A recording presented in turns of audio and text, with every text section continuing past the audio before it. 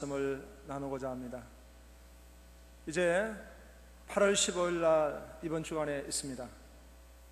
광복절 68주년입니다. 우리 한국이 36년 동안 일본의 식민지 지배를 경험했습니다. 그 상처가 너무나 크고 지금도 또 일본은 계속 군국주의화하고 있기 때문에 우리의 상처가 아물지 않는 것 같습니다. 그래서 어떤 유머나 그런 재미있는 이야기들도 보면은 일본에 대해서 그렇게 호의적이지 않습니다. 어떤 미국 사람하고 일본 사람하고 한국 사람이 아프리카에 여행을 가게 됐답니다. 그런데 아프리카 야만인 경계 구역이 있는데 그것도 알지 못하고 세 사람이 들어가다가 그 야만인들에게 체포됐습니다. 야만인 추장이 불러가지고 엄벌을 지금 내리겠다 했습니다. 이 세 사람의 벌은 곤장 100대씩입니다. 그런데 한 가지 소원을 허락해 주는 것입니다. 그 소원을 가지고 100대를 맞는 거예요. 먼저 미국 사람은 소원이 뭐냐 물으니까 좀 덜 아프게 하기 위해서 방석을 6개만 제 엉덩이에 놓아주시오. 그래서 6개 방석을 놓고 맞았는데 그래도 많이 아파가지고 미국 사람이 아주 혼이 났습니다. 일본 사람은 아주 머리가 잘 돌고 약사 빠르기 때문에 매트레스 6개를 얹어달라 했습니다.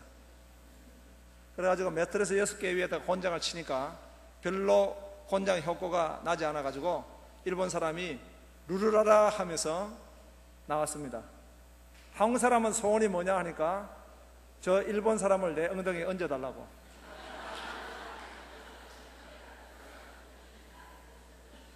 가시가 있습니다. 참 일본의 그 만행, 일본이 우리에게 준 그 상처는 얼마나 큰지 모릅니다. 1910년도에 이완용과 데라우치가 한일 합방을 결정하고 이 나라 민족의 모든 주권을 일본 천황 밑으로 귀속을 시켰습니다.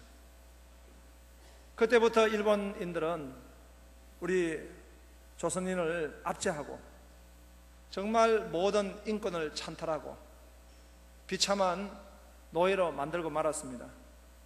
성도 창씨를 다 계명해야 되는 것이고 전쟁에 났을 때는 우리 조선인을 전쟁의 방패막이로 삼아서 징용을 했습니다. 그리고 참으로 상상할 수 없는 그런 참 악한 짓을 저질렀는데 어린 소녀들을 잡아가지고 위안부로 삼아서 전쟁터에 있는 군인들의 성은 놀이기로 삼았던 것입니다. 지금도 그 역사에 대한 반성이나 과오를 시인하지 않습니다. 더구나 우리 기독교에 대해서는 얼마나 핍박과 많은 박해를 했는지 모릅니다. 신사참배를 거부했던 우리 기독교 지도자들을 고문하고 죽이고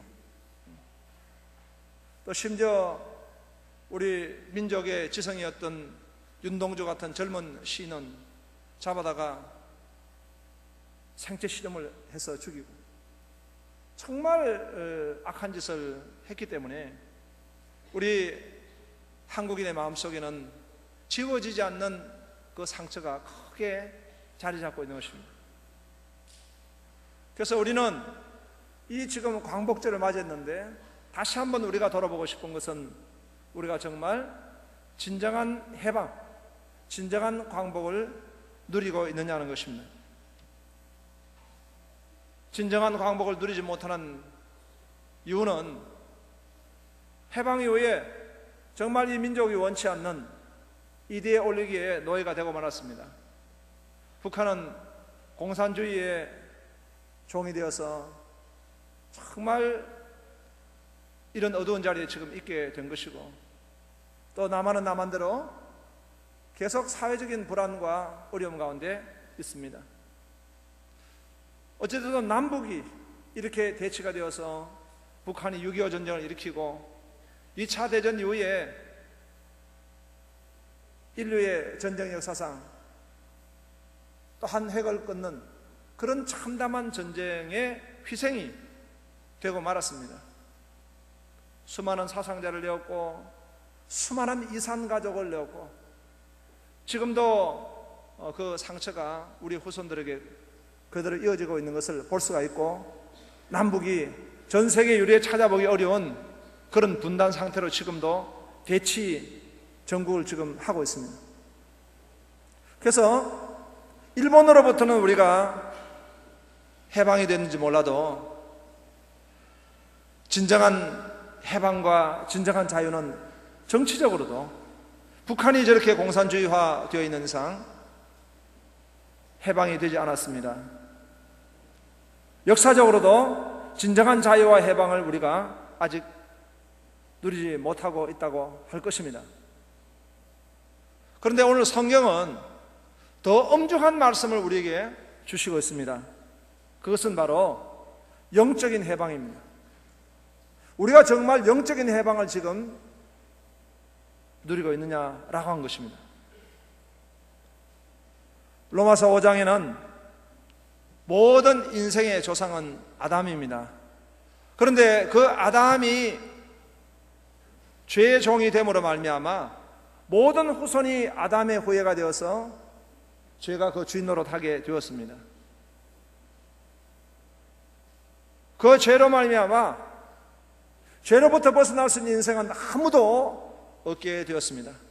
모든 사람이 죄를 범하였음에 하나님의 영광이 이르지 못하게 되었습니다. 중세 교부들은 이 죄를 구체적으로 정리를 해서 죄를 이기려고 애를 썼습니다. 죄는 탐욕, 욕정, 탐식, 분노, 우울, 무관심, 허영, 교만, 이렇게 8가지로 분류하다가 다시 또 교부들은 6세기경에는 7가지로 죄를 분류하기도 했습니다. 탐욕, 교만, 질투, 분노, 태만, 탐식, 욕정. 이 죄가 뿌리 깊이 인생을 장악하고 있기 때문에 그 죄가 죄책이 되어 있고, 또 우리 현대인들에게는 이 죄가 하나의 삶으로까지 굳어져 있어가지고 그것을 우리가 중독이라고 이렇게 말하는 것입니다. 죄로 말미암아 우리에게 온 삶의 한 현상이 바로 중독인 것입니다.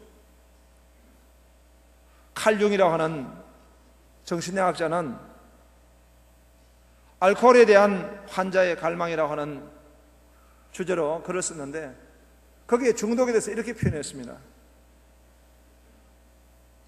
중독은 하나님과의 관계, 그러니까 인생이 만들어졌을 때 그 인생은 하나님에 대한 영적인 갈망이 있습니다. 그런데 하나님을 향한 이 영적인 갈망과 이 죄로 말미암아 온 죄성으로 인해 대체되어 있는 이 저급한 대상에 대한 갈망이 그 성격을 보니까 동일하더라는 거예요.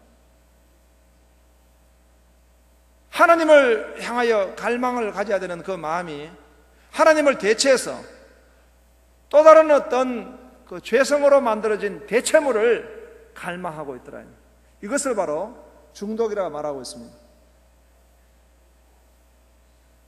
그러니까 하나님이 우리 속에 신지식을 심어두어서 하나님을 알고, 또 인생은 하나님 만드실 때에 하나님을 사모하고 하나님을 갈망하고 하나님께 나와야 하는 그 마음을 우리에게 만들어 두셨는데, 그 하나님을 대체해서 다른 죄성으로 말미암아 대체된 그 대상물을 갈망하고 소원하고 있다는 거예요. 이게 바로 여러분 중독이라는 것입니다. 그래서 그런 중독으로 알코올, 일, 걱정, 음란물, 탐식, 과식, 메시아 신드롬, 게임, 도박, 마약, 알코올, 담배, TV, 인터넷 등등 많은 것들에 있어서 우리는 지금 중독이 되어 있는 것입니다. 알코올 중독이 심하면 정신병이 오죠. 그래서 어떤 알코올 중독자가 정신병이 걸렸어요. 어떤 정신병이 걸렸냐 하니까 자기 부인만 보면은 자꾸 맥주병으로 생각이 들어가지고 그래 할 수 없이 병원에 입원이 됐습니다. 의사에게 물었어요. 내가 언제 퇴원할 수 있냐 물으니까 당신이 내 부인이 부인으로 보일 때까지, 부인이 맥주병으로 보이면 지금 보이면은 심각하다고. 그래서 병원에 이제 치료를 받았어요. 드디어 이제 부인이 부인으로 보이기 시작한 거예요. 그래가지고 퇴원을 하게 됐습니다. 퇴원해 와가지고 집에 오니까 어떻게 침대 옆에 소주병이 있었어요. 그 소주병을 보는 순간 자기도 모르게 처제 왜 여기 있지? 중독 현상. 여러분, 우리가 성경은 우리에게 말씀해 주고 있어요. 예수를 믿는 사람은 과연 죄와 중독으로부터 벗어났는가? 우리 그리스도인들은 과연 이 죄로부터 자유하고 중독으로부터 우리는 과연 자유한가요? 로마서 7장에서는 그렇지 않다는 것입니다. 그리스도인들도 속박의 메커니즘, 뭔가 그 사람을 지금 잡고 있다는 것입니다. 그것이 뭐냐? 죄, 율법, 그리고 사망이라는 것입니다. 그것이 바로 우리 인생을 잡고 있다는 겁니다. 하나님 택한 백성들에게는 율법을 알려주셨어요. 율법을 주신 목적은 뭐냐 하면은 죄를 깨닫게 하기 위해서. 하나님이 이 로마서 7장에 보면은 탐내지 말라 하는 말씀을 주셨어요. 율법을 주셨습니다. 그 율법을 주심으로 말미암아 자기 죄를 발견하도록 만들어 주시는 거예요. 원래 하나님이 우리 인생에게 양심을 허락해 주셨어요. 그 양심을 통해 가지고 뭐가 죄인지 뭐가 어인지 분별할 수 있도록 허락해 주셨는데, 인간은 죄로 말미암아 양심이 마비가 되었습니다. 그래서 하나님의 택한 백성들에게 바로 이 율법을 주심으로 말미암아 탐내지 말라 했을 때에 내가 탐내는 마음이 있었을 때 이것이 바로 죄구나. 우상을 섬기지 말라 했는데 우상 섬기는 거 보니까 내가 죄를 지었구나. 내가 음란히 하지 말라, 간음하지 말라 했는데 음란한 거 보니까 내가 죄를 지었구나. 내가 도둑질을 하지 말라 했는데 내가 도둑질을 하는 마음을 가진 거 보니까 내가 지금 이렇게 죄를 지었구나 라고 하는 것을 율법을 통해 가지고 하나님이 알려주셨습니다. 그런데 죄가 얼마나 무서운지, 죄가 얼마나 힘이 있는지, 죄는 바로 하나의 권세인 것입니다. 세력이에요. 그래서 이 죄를 만나버리면은 전부 다 이것이 죄로 바꿔지게 되는 것입니다. 마르크스가 처음에 공산주의를 만들었습니다. 마르크스도 유대인이고 성경을 알았기 때문에 많은 아이디어를 성경에서 받았습니다. 초대교회는 보니까 유무상통하는 공산주의를 초대교회에서 시작했습니다.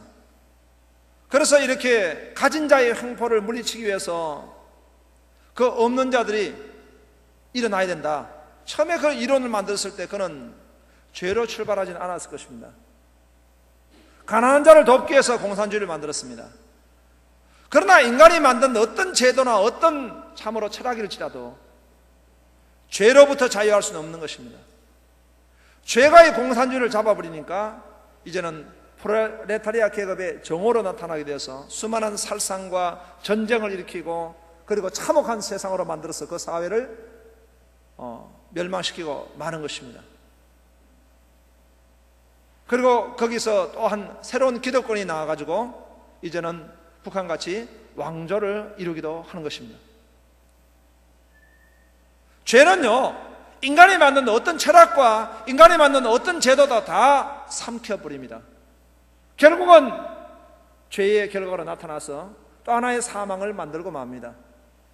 심지어 무엇까지요? 하나님이 만들어주신 율법까지도 그렇게 만든 것입니다. 율법을 통해서 하나님은 그 죄를 깨닫고 하나님 앞에 나오도록 만들어주셨는데 그 율법도 죄가 삼킴으로 말미암아 그 율법이 어떤 현상을 일으키냐 하니까 죄인이 율법을 통해서 하나님 앞에 나오는 그 율법의 원래의 목적으로 율법이 사용되어지는 것이 아니고 율법을 가지고 남을 정죄하고 남을 판단하는 것입니다.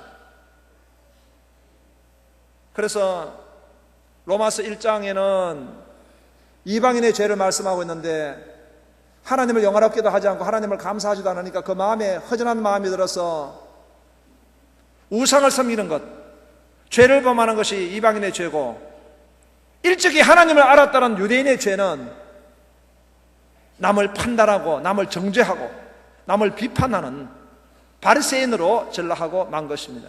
오늘 우리 그리스도인들도 정말 그리스도가 온전한 주인이 되시지 못할 때에 죄가 세력을 꿰가지고 그 죄가 율법을 삼켜서 내가 받은 율법, 내가 가지고 있는 율법을 가지고 남을 판단하고 남을 정죄하고 남을 참으로 그렇게 어렵게 만드는 이것이 바로 율법의 용도가 되고 말았습니다.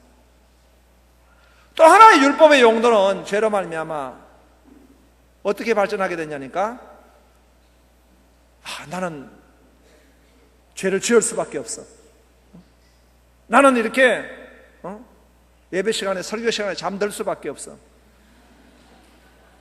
지금 다 웃는데 웃지 않는 분들, 당신들은 지금 주무시고 있는 겁니다.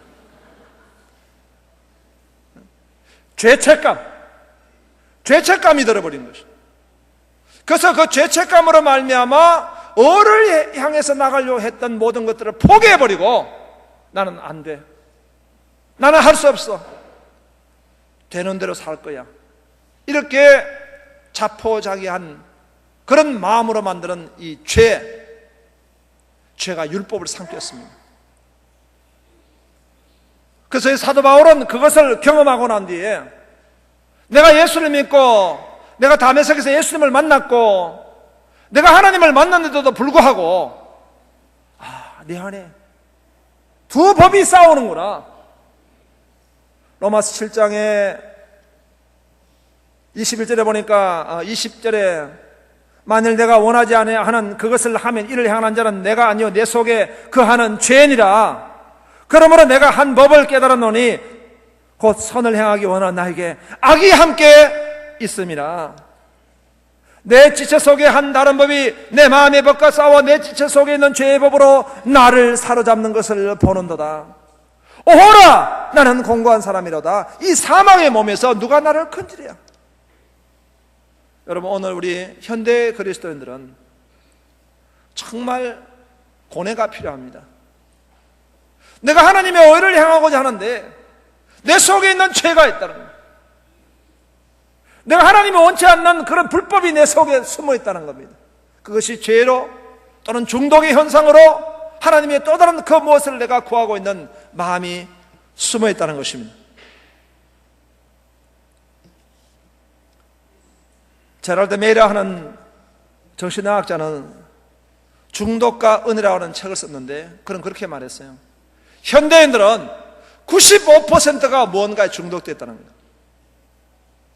그럼 나머지 5%는 그 중독의 대상을 접하지 않았을 뿐이라고. 다 중독이 됐다는 거예요. 무엇인가에 중독이 됐다는 거예요. 중독도 그래서 분류를 했는데요, 매혹적인 중독이 있고 혐오스러운 중독이 있다는 거예요. 뭐 예를 든다면 다이어트 중독이라든가, 그래서 포도 다이어트를 하다가 농약 걸려가 죽은 사람도 있죠. 여러분 그런 노래 아세요? 압구정동 4번 출구에서 만나요. 압구정동 4번 출구에서 만나요. 오예, 압구정동 4번 출구에서 아세요? 압구정동 4번 출구 나가면 뭐가 있죠? 성형외과가 있어요. 뭘 잘 모르시네. 다 지금 중독이 걸렸어요. 매혹적인 중독이래요. 성공, 석세스. 우리 참 너무 은혜롭게 간정을 해 주셨는데, 우리 간장한 집사님도 일 중독이셨죠. 아니, 우리 모두가 다 일 중독이에요. 에빈 터플러가 제3의 물결에서 그 산업의 산업혁명 그리고 정보화 시대, 그렇게 2의 물결, 3의 물결을 이야기했는데, 우리 한국은 2의 물결과 3의 물결이 한꺼번에 왔어요. 산업화가 되자마자 정보화가 돼가지고 우리가 이 생존 경쟁에서 세계 경쟁에 살아남으려니까 사람들이 얼마나 바쁜지 몰라요. 한꺼번에 다 해야 되니까 전부 일 중독 환자예요, 사실은. 내가 그런 이야기 했죠. 서울에 있을 때 집에 가려고, 우리 신림동 남곡에 집에 가려고 택시를 탔는데, 택시 운전사가 막 내 허락도 받지 않고 막 차를 급속도로 몰아가 좌로 우로 막 해가지고 골목으로 들어가서, 우리 집으로 가지 않고 산으로 가더라고요. 택시 운전사가 산에 가더니 갑자기 자기 차를 세우더니 막 뛰어내려가지고 오줌을 싸더라고. 난 그걸 보면서 마지막 때가 될수록 지식이다 하고 속도가 다르구나, 얼마나 바쁘게 사는지 몰라요. 우리는 한꺼번에 많은 걸 해야 되기 때문에 전부 다 지금 일 중독에 걸렸어요. 성공해요. 어떤 의미에서 고상한 중독이죠. 그런데 반해서 혐오스러운 중독이 있어요. 뭐 아주 혐오스러운 중독들도 있고, 어떤 사람은 이 여드름 뜯기도 혐오스러운 중독 속에 들어간대. 얼굴 뜯기, 여드름 이게 자꾸 손대가지고 뜯는 거 있죠. 심지어는 코딱지 후비는 거, 그것도 코딱지 후비해가지고 이 볼을 만들어가지고 튕기는 이런 어떤 혐오스러운 중독을 있다고 내가 설교를 했더니 우리 집 사람이 나보고 당신이 그랬다고. 절대 아닙니다. 왜 우리에게 중독이 있는가? 저는 요즘 성 어거스틴의 참회록을 다시 한번 깊게 읽고 있어요. 거기 보면 참 그런 감명스러운 것들이 있는데요. 성 어거스틴이 어렸을 때, 어릴 때부터 쭉 그 죄를 지은 것을 이야기하고 있어요. 그런데 어렸을 때 그 마을에 배를 따먹은 거예요. 우리 같으면 썰이를 한 거죠. 배를 여러 개를 따가지고 사실 먹는 거는 몇 개 안 먹고 딴 배는 별로 못 먹기 때문에 전부 돼지우리에 버린대요. 그런데도 그 배를 따는 게 너무 좋더라는 거죠. 그래서 자기가 발견한 게 뭐냐니까, 죄는 쾌감이 있다는 거예요. 그 죄를 지음으로 말미암아 정말 그건 너무 좋은 거야. 응? 여러분 휴가 때 뭐 하다가 오셨어요? 출애굽기 하다 오셨어요? 구름기둥 불기둥이 뜨면은 가고 고 하고, 제자리에 있으면 스톱하고 고 스톱 하다가 오셨어요? 너무 재밌는 거지. 고 스톱 하다가 세상에 있는 사람들하고 만나가지고 꺾었어요? 너무 재밌는 거지. 죄는 즐겁습니다. 그러면서 서서히 우리를 마비시키고 죽여가고 있는 것입니다. 개구리를 끓는 물에 그냥 넣으면은 그 끓는 물 놀래서 뛰어나가 버립니다. 그러나 서서히 물을 데우면은 그 개구리가 그 자리에 삼겨서 죽는지도 모르고 죽어가고 있습니다. 오늘 세상 속에 우리가 살면서 이 죄와 중독으로 말미암아 우리가 죽어가고 있는지, 우리가 지금 썩어가고 있는지, 우리가 지금 점점 심각한 중독 현상으로 가고 있는지, 이것도 알지 못한 채 우리는 살아가고 있는 것입니다. 그리스도인들은 당연히 이 바울같이 아파야 합니다. 오라 나는 공고한 사람이로다. 이 사망의 몸에서 누가 나를 건지랴. 하나님이 원치 않는 것을 내가 지금 붙들고 있다는 거예요. 하나님이 원치 않는 것을 내가 지금 아직 놓치지 못하고 있다는 겁니다. 그 무엇을 놓고 몸부림치며 나가야 될 줄로 믿습니다. 마치 미국의 흑인들이 그들이 흑인 연가로 노래를 하면서 그렇게 갈망했던 자유, 오 자유, 오 자유, 나는 자유하리라.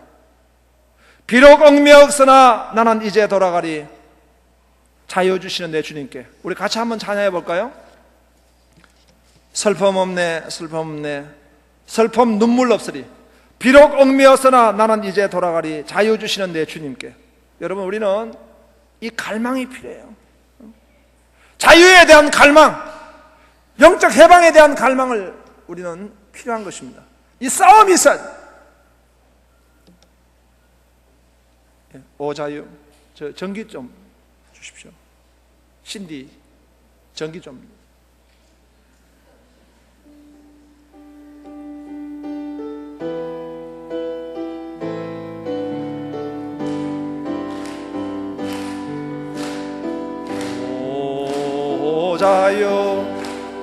오자유, 나는 자유하리라. 오매여서나 나는 이제 돌아가리. 자유 주시는 내 주님께. 슬픔없네, 슬픔없네, 슬픔없네, 슬픔 눈물 없으리. 오매여서나 나는 이제 돌아가리. 자유 주시는 내 주. 기도하리, 기도하리, 기도하리. 나는 기도하리라. 오매여서나 나는 이제 지나가리. 자유 주시는 내 주님께. 할렐루야. 나는 공고한 사람이로다. 이 사망의 몸에서 누가 나를 건지랴. 여러분, 이 갈망, 이 자유를 향한 갈망이 있어야 합니다.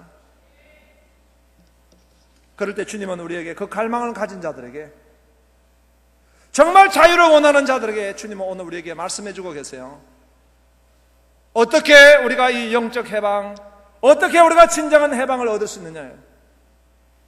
시간이 없기 때문에 요약합니다. 세 가지입니다. 첫째는 바로 그러므로가 있어야 된다는 거예요. 로마서 1장부터 7장의 말씀을 깨달아야 합니다. 모든 사람이 죄를 범하였으며 하나님의 영광에 이르지 못하는 우리 모두가 죄인입니다. 이제 우리가 우리의 죄 때문에 주님 십자가에 못 박혀 죽으셨는데, 그 주님으로 인하여 우리는 죄를 사함받을 수가 있습니다. 그래서 의인은 이 십자가의 주님을 믿음으로 살게 되는 것입니다. 그런데도 불구하고 우리 안에 두 법이 있을 때에 그 법으로 우리가 승리할 수 있는 길은 하나밖에 없습니다. 25절에 보니까 7장, 우리 주 예수 그리스도로 말미암아 하나님께 감사하리로다. 예수 그리스도로 말미암아 우리는 해방을 얻을 수 있습니다. 그래서 그러므로입니다. 예수님은 누가복음 4장 18절에 주의 성령이 내가 임하셨으니 이는 가난한 자에게 복음을 전하게 하시려고 내게 기름을 부으시고 나를 보내서 포로된 자에게 자유를, 눈먼 자에게 다시 보게 함을 전파하며 눌린 자를 자유케 하려고 오신 줄로 믿습니다. 자유를 주시는 분은 바로 그리스도입니다. 그러므로 그리스도로 말미암아 우리가 자유하게 될 줄로 믿습니다. 두 번째로는 그리스도 예수 안에 있는 자에게는 결코 정죄함이 없다 그랬습니다. 그리스도 예수 안에 있다는 게 무엇입니까? 그것은 바로 예수 그리스도가 우리의 온전히 주님이 되시는 겁니다. 그리고 우리는 그의 백성이 되는 것입니다. 내가 그리스도와 함께 십자가에 못 박혔나니 이제는 내가 산 것이 아니요 내 안에 그리스도가 사심으로 말미암아 그리스도가 나의 주인, 온전하게 마이 로드가 되심으로 인해서 내가 참으로 자유하게 될 줄로 믿습니다. 여러분, 예수가 온전히 나의 주님이 되시고 예수의 통치를 받는 사람은 어떻습니까? 하나님을 향한 갈망이 회복되어집니다. 심령이 가난한 자가 복이 있나니 천국이 저희 것이며 말씀한 것은요, 바로 우리는 잃어버렸던 갈망, 하나님을 향한 갈망, 그것을 손영원 목사님은 시로 이렇게 표현했습니다. 예수 중독이라고. 그렇습니다. 여러분, 중독이라는 이 단어가 나쁜 단어지만은 정말 진정한 중독은 예수에게 중독되는 것입니다. 하나님에 대한 갈망, 하나님에 대한 중독이 있음으로 말미암아 우리는 세상에 대한 중독으로부터 자유하게 될 줄로 믿습니다. 손양원 목사님은 예수 중독자라는 시를 이렇게 썼어요. 나 예수 중독자 되어야 하겠다. 술 중독자는 술로만 살다가 술로 인해 죽게 되는 것이고, 아편 중독자는 아편으로 살다가 아편으로 인해 죽게 된다. 우리도 예수의 중독자가 되어 예수로 살다가 예수로 죽자. 우리의 전 생활과 생명을 주님 위에 살면 주같이 부활한다. 주의 종인이 주만 위에 일하는 자가 되고 내 일이 되지 않게 하자. 아멘. 세 번째로 우리는 사명자가 되어야 합니다. 고린도전서 9장 1절에 보면은 바울은 이렇게 선포했어요. 나는 자유자가 아니냐? 나는 영적 해방을 누리고 있다. 나는 영적인 진정한 해방을 누리고 있다. 나는 자유자라고 그랬습니다. 그리고 그 다음에 이 말씀이었습니다. 나는 자유자가 아니냐? 나는 사도가 아니냐? 나는 하나님이 보내심을 받은 자라는 거예요. 하나님 나에게 사명을 주셨다는 거예요. 마틴 루터는 말했습니다. 정말 예수님을 만나고 예수님의 통치를 받는 사람은 그 사람에게 하나님이 왕적 권세를 회복시켜 주시고 그 사람에게 제사장의 권세를 회복시켜 준다고 이야기했어요. 왕적이고 제사장인 것이 무엇입니까? 하나님의 우리에게 보내심을 받은 자로서 사도적 사명을 가지고 이 땅을 살아가도록 능력 주시고 축복을 주신 겁니다. 8.15 해방을 우리가 맞이하고 또 6.25를 생각하면 떠오르는 인물이 있습니다. 미국의 메가더 장군입니다. 이 메가더 장군이 8.15를 우리에게 허락해 준 그런 축복의 통로였습니다. 일본과의 전쟁에 승리하고 난 뒤 일본에 가서 당시에 300몇 명밖에 없는 선교사, 이 지금 메가더 장군이 2,500명 선교사를 요청해가지고 그 선교사를 파송하게 됐어요. 10만 권의 성경을 요청해가지고 10만 권의 성경을 일본에다가 보급을 했습니다. 록펠러 재단에 이야기해가지고 기독교 대학을 세웠습니다. 그가 한국 전쟁에 참여하면서 그런 고백을 했습니다. 하나님, 저는 전쟁을 원치 않습니다. 그러나 이 한반도가 정말 하나님의 의가 필요하다면 제가 이 일에 하나님 제 목숨을 드리겠습니다. 1950년도 전쟁이 일어나고는 이후에 서울이 수복이 됐어요. 기자가 물었습니다. 서울 수복에 대한 소감을 이야기해달라고. 예, 수복이 될 때 그 자리에 주 기도문을 올려주십시오. 여러분, 내가 직장생활을 하든지, 내가 학교에서 공부를 하든지, 내가 가정주부를 했든지, 내가 사업을 하든지, 정치를 하든지, 내가 군인을 하든지 하나님이 보내신 자로 살아야 합니다. 사명자로 살 때 우리는 이 죄와 중독으로부터 자유하게 될 줄로 믿습니다.